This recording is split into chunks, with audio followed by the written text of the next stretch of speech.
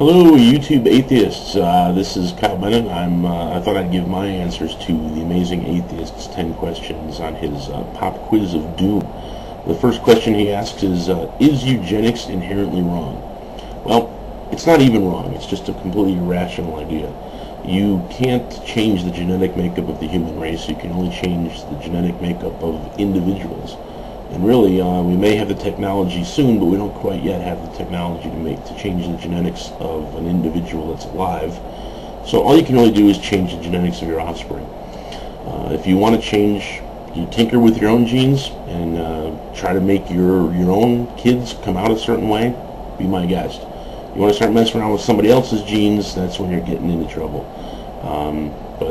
Anytime you try to do something that's just inherently irrational, you're going to end up doing something evil in the pursuit of that. So, yes, it's inherently wrong, but it's not even wrong. It's just irrational. License to be parents. License from who? Who's even remotely qualified to make that decision, let alone who has the right to?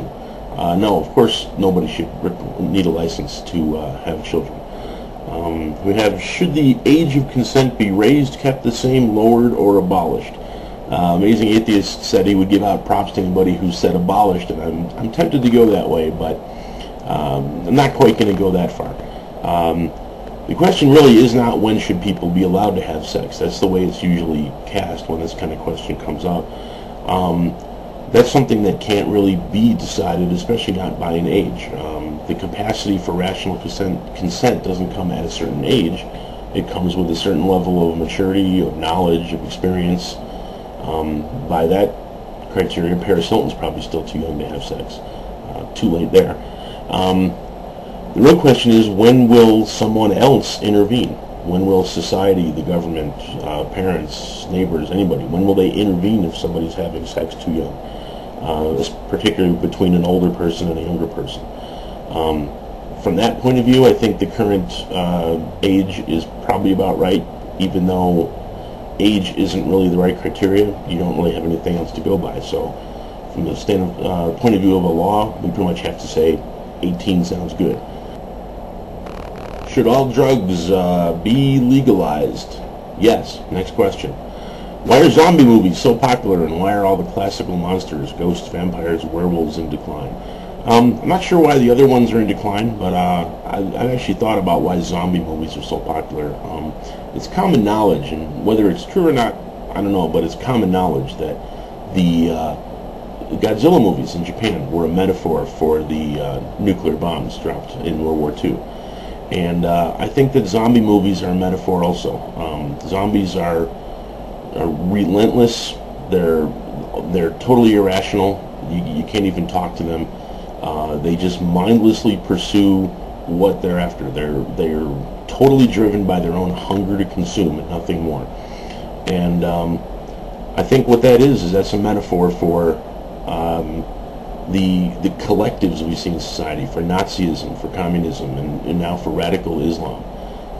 It's a metaphor for groups, for the group think, where you're not a person anymore, you're just a member of a group, and you just mindlessly go after what it is you need. You're driven by your need. I think that's why they're so popular now. I think that's why the Borg was such a popular Star Trek villain. Do you think Ayn Rand had the right to claim objectivity, even though she believed that homosexuality is disgusting and immoral? Objective, yes. Infallible, no. Objectivity is applying logical reasoning to the facts of objective reality. Reality doesn't lie, it can't lie, but logic can fail.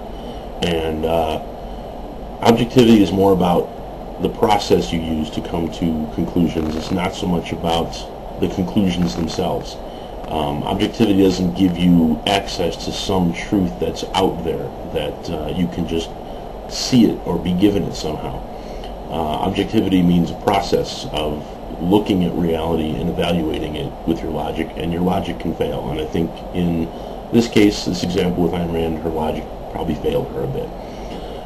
Would you prefer a system of government where the unexceptional are given a level playing field at the expense of the talented, or one where the talented can thrive at the cost of the unexceptional? That's a false choice. There's no reason why anybody's education, anything that's available in a market, there's no reason why that has to come at the expense of someone else. The only reason it does now is because we have a collective system of education. The government provides it. It has limited resources to provide it.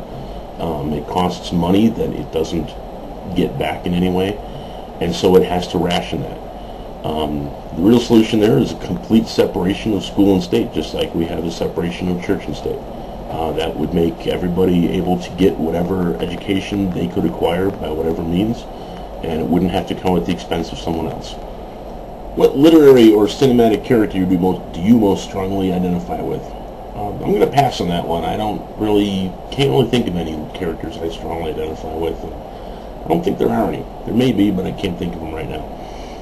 Do animals deserve equal rights with humans? If not, why do the mentally retarded adults with the same capacity as some great apes have more rights than said apes?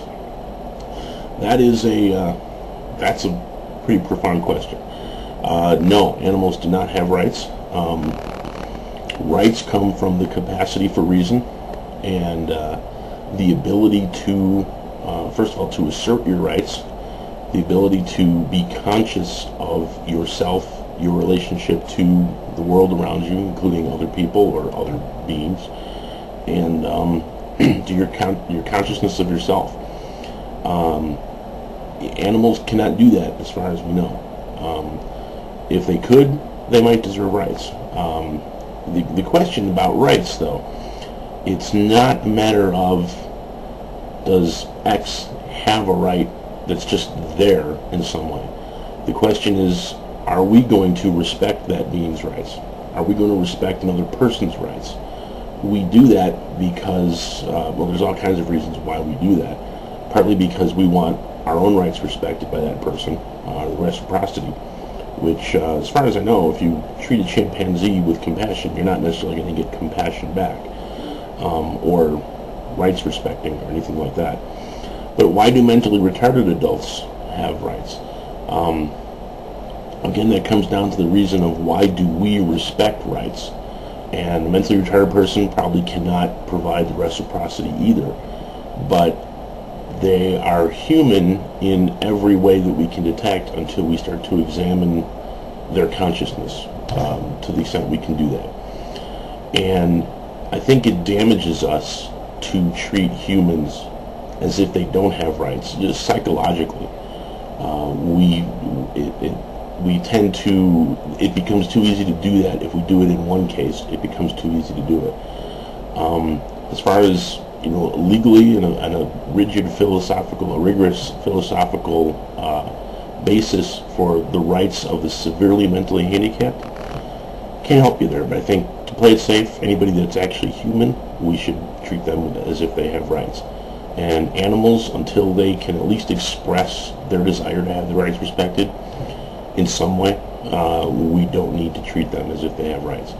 That said, animals that are closer to us or more intelligent, apes, dolphins, chimpanzees, it's not a good idea to treat them cruelly either, for the same psychological reasons. It gets too easy to do once you start treating something that's kind of human as if it doesn't have rights. It gets too easy to start treating humans that way too. What's your favorite word or your least favorite? Can't say what my favorite word is. I haven't really thought about it. I don't have a favorite word. I'll just say gazebo for today because it sounds funny. My least favorite word, and any day you ask me, that's going to be different as well. Today I'll say my least favorite word is God.